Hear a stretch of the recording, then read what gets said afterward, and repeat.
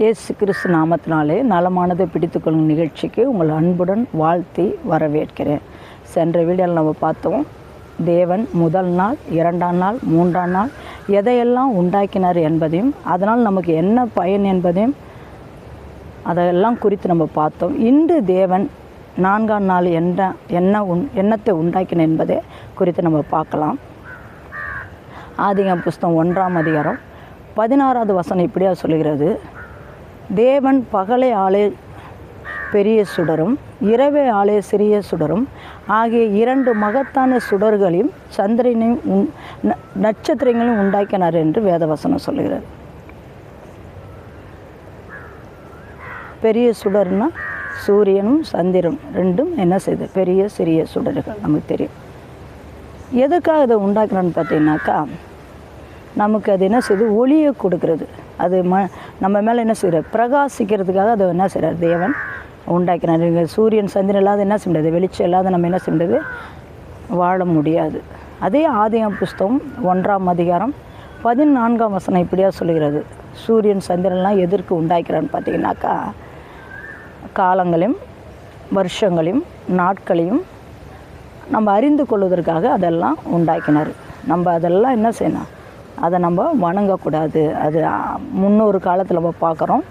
அப்போல்லாம் என்ன செய்யுது? காலத்தை நேரத்தில் எப்படி குறிப்பாங்கன்னு பார்த்தீங்கன்னாக்கா, அப்போல்லாம் வாழ்க்கைக்கு கிடையாது, எதுவும் கிடையாது. தேவன் ஆல்ரெடி என்ன செய்யணும்? முன்கூட்டி நமக்கு இந்த கால நேரத்தில் அறிந்து கொள்வதற்காக தான் இந்த சூரியன் சந்திரன் படைத்தார். அது இல்லாமல் நமக்கு ஒரு வெளிச்சம் கொடுக்கறதுக்கு அது என்ன செஞ்சார்? தேவன் படைத்தார். அப்போ இது சூரியன் கிழக்க வரும்போது என்ன செய்கிறாங்க? காலை என்று அறிந்து கொள்கிறோம். அதே மேற்கு போகும்போது மாலை என்று அறிந்து கொள்கிறோம். சந்திரன் வந்துட்டால் இரவு என்று அறிந்து கொள்கிறோம். இப்படி அதை வர அந்த சூரியன் சந்திரன் வரத்தை வச்சு தான் என்ன செஞ்சாங்க? அதேமாரி நட்சத்திரம் வரும்போது விடிய காலை என்று அறிந்து கொண்டாங்க. இப்படி தான் இந்த சூரியன் சந்திரன்லாம் வைத்து நம்ம என்ன செஞ்சாங்க? முன்னோர்கள் காலத்தில் அறிந்து கொண்டார்கள். அதை என்ன செய்கிறாங்க? இப்போ நிறைய பேர் நம்ம வணங்குறத பார்க்குறோம். அதை வணங்கக்கூடாது. அது தேவன் நமக்கு ஒளி கொடுக்கறதுக்காக அதை படைத்தார். அப்போ உண்மையான சூரியன் யார்? நம்ம பார்க்கலாம் வேதவசனத்தின் மூலமாக. ஆண்டவர் இயேசு கிறிஸ்து 2ஆம் வருகையில் வரும்போது இந்த சூரியன் சந்திரன்லாம் அழிந்து போகும் என்று வேதவசனம் சொல்லுது. ஏன்னா அவர் உண்டாக்குனது. இப்போ நாம் ஒரு பொருளை உருவாக்குறோன்னா நம்ம சில டைமில் உடைச்சிரும். சொல்கிறாங்க, நான் தான் உண்டாக்குனா நான் உடைச்சேன்னு சொல்லிடுறாங்க. சரிங்களா? ஏதோ ஒரு பொருளை உருவாக்கும் போது அதே போல் தான் கர்த்தராகி தேவன் 2ஆம் வருகையில் வரும்போது இந்த சூரியன் சந்திரன்லாம் என்ன செய்யுமா? அழிந்து போயிடுமா. மார்க்கின் புஸ்தகம் 13ஆம் அதிகாரம்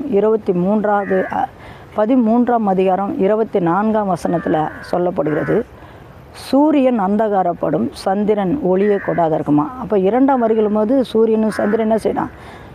அந்தகாரப்பட்டுடுமா.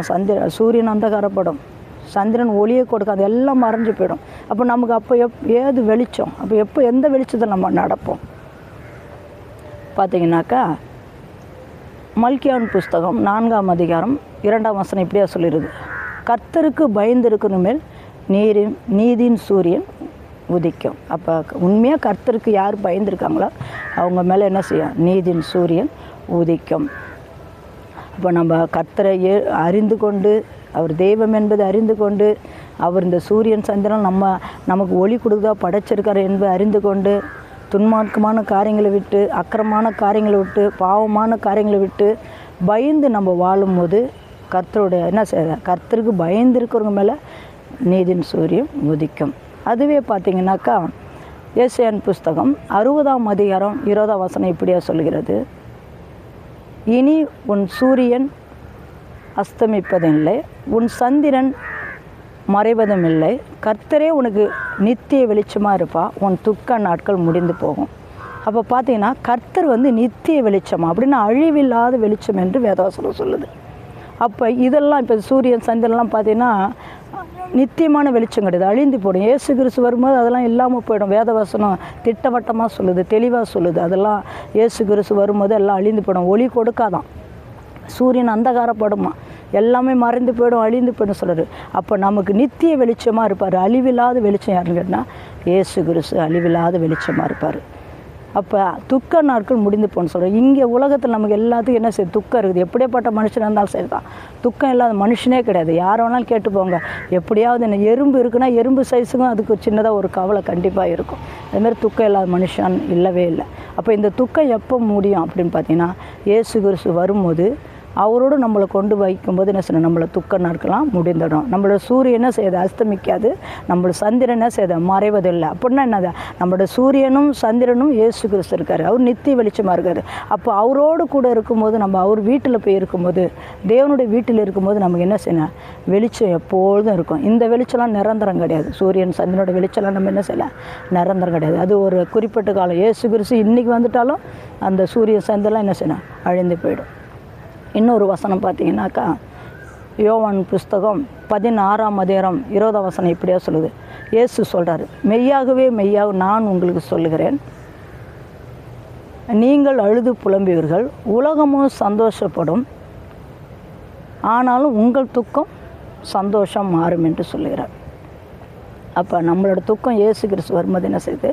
சந்தோஷமாக மாறும். இயேசு கிறிஸ்து வந்து நம்மளை அழைத்து கொண்டு அவரோடு கொண்டு வச்சுருக்கும் போது நம்மளோட துக்கமெல்லாம் என்ன செய்யணும்?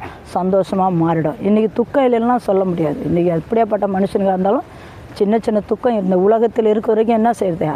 சிலவங்க சொல்கிறாங்க, நம்மளோட உடம்பு இருக்கிற வரைக்கும் என்ன செய்யும்? நோய் இருந்துகிட்டு தான் இருக்குன்னு சொல்லுவாங்க. அதேமாரி மனுஷனாக நம்ம பிறந்ததுலேருந்து என்ன செய்யும்? இந்த உலகத்தில் நமக்கு துக்கம் இருந்துக்கிட்டே தான் இருக்கும். ஆனால் நம்ம எப்போ துக்கம் இல்லாத இருக்கணும்னா, இயேசு கிறிஸ்துவோடு நம்ம இருக்கும்போது அப்போ துக்கம் இல்லாத வேதவசம் சொல்லுது. இனி துக்கம் இல்லை, சந்தோஷமும் மகிழ்ச்சியும் களிப்பும் ஆனந்த களிப்பும் என்ன செய்யுது? தேவனோட வீட்டில் என்ன செய்து உண்டாகும் என்று வேதவசம் சொல்லுது. அப்போ இனி உன் துக்க நாள்கள் முடிந்து போகும். எப்போ முடிந்து போவான்? இயேசு கிறிஸ்து வந்து நம்ம அழைத்து கொண்டு அவரோடு கொண்டு வைக்கும்போது நம்மளோட துக்க நாட்கள் முடிந்து போகும். இயேசுவே நமக்கு நித்திய வெளிச்சமாக இருப்பார். அந்த வெளிச்சத்துக்கு முடிவே கிடையாது. அது அழிவில்லாத வெளிச்சம். இந்த வெளிச்சம் சூரியனாக இருக்கட்டும், சந்திரனாக இருக்கட்டும், நட்சத்திரங்களாகட்டும், இதெல்லாம் என்ன செய்யும்? அழிந்து போயிடும். இப்போ இயேசு கிறிஸ்து நித்தியமான வெளிச்சமாக இருக்குது. அந்த நித்திய வெளிச்சத்துக்குள்ளே நம்ம எல்லாரும் கர்த்தருக்கு பயந்து அவருக்கு நம்ம காத்திருக்கும்போது அவரோட வீட்டில் கொண்டு நம்மளை எல்லாரும் என்ன செய்வார்? வைத்திருப்பார்.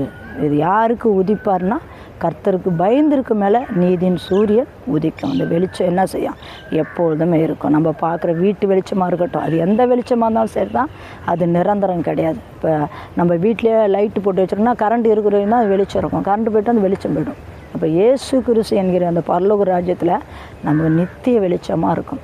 அது அழிவில் வச்சு இந்த சூரியனும் அழிந்து போயிடும், சந்திரனும் அழிந்து போயிடும். இதெல்லாம் நிரந்தரம் கிடையாது. இயேசு கிறிஸ்து நிரந்தரமானவர். அப்படிப்பட்ட நிரந்தரமான இயேசு கிறிஸ்துவை நாம் பிடித்துக்கொள்வோம். அவர் படைத்ததை நம்ம வணங்காமல் படைத்தவரை நம்ம வணங்குவோம். அவர் அதெல்லாம் படைத்தார். நமக்கு நேரத்தையும் காலத்தையும் வருஷங்களையும் எல்லாத்தையும் அறிந்து கொள்வதோ அவர் படைத்தார். நம்ம இப்போ இது வரைக்கும் 4ஆம் நாள் வரைக்கும் நம்ம பார்த்துட்டோம். அடுத்த வீடியோவில் தேவன் 5ஆம் நாள் எதை உண்டாக்கினார் குறித்து நம்ம பார்க்கலாம். தேங்க்ஸ் ஃபார் வாட்சிங்.